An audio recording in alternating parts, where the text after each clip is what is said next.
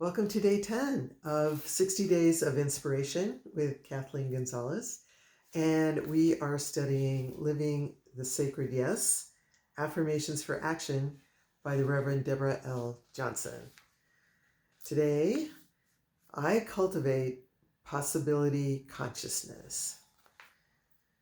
I cultivate possibility consciousness. Everything in the universe naturally tends towards balance and equilibrium. I allow this restorative energy to permeate every aspect of my life.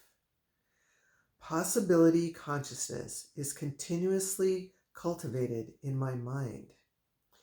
I never limit what is possible to what is probable.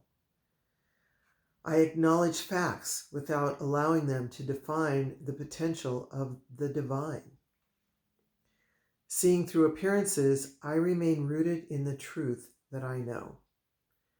Living by grace, I remain confident that divine order prevails. My very life is proof positive that there are miracles among us. I give thanks for the time and energy to pursue divine unfoldment in every area of my life. So this one, especially during these times that we're in, can be tough, right? So everything in the universe naturally tends towards balance and equilibrium. So right now, I feel like we're way over here, but the tendency, I guess the faith we have to have is that the tendency is to come back into balance. I allow this restorative energy to permeate every aspect of my life. So it's a restorative energy.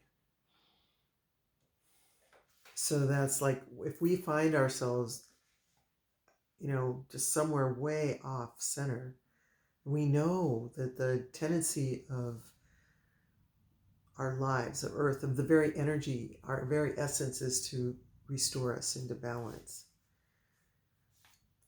And we can rely on that. I allow this restorative energy to permeate every aspect of my life. Possibility consciousness is continuously cultivated in my mind. I never limit what is possible to what is probable.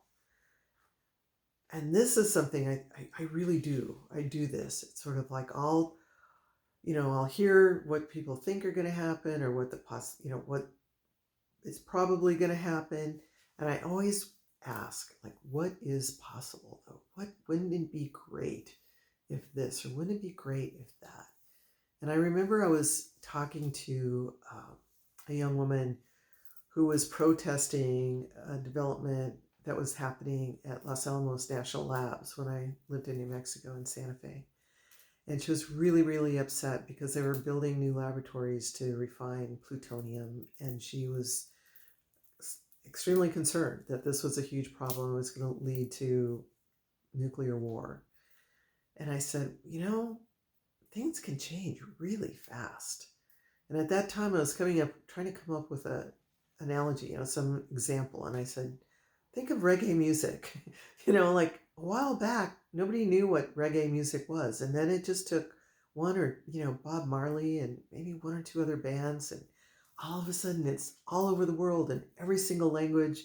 They have reggae salsa. I mean, it's like everywhere now. And I could now point to the coronavirus, right, as another example of how things can change really fast. And what I'm looking for is how is this change that we're going through now going to cultivate another change? And what is that change? And that is when I think about this, which is I never limit what's possible to what's probable. I acknowledge facts without allowing them to define the potential of the divine. And there's so much potential in absolutely everything, even everything that's going on now. Seeing through appearances, I remain rooted in the truth that I know. Living by grace, I remain confident that divine order prevails. And so this is, it's living in grace, and just look at what can we do with what we have right now, and what can we take into the future that we want to see. My very life is proof positive that there are miracles among us. And I have to agree with that. There are miracles among us. I give thanks for the time and energy to pursue divine unfoldment in every area of my life. Every area, right? Mental, emotional, physical, spiritual, work, relationship, devotion, and recreation. All those areas are, we can pursue unfoldment in every single one. And so right now, what area of your life can you pursue some divine unfoldment that will carry you and balance you into, creating what we want to see out of where we are right now? It's pretty exciting. So thank you so much.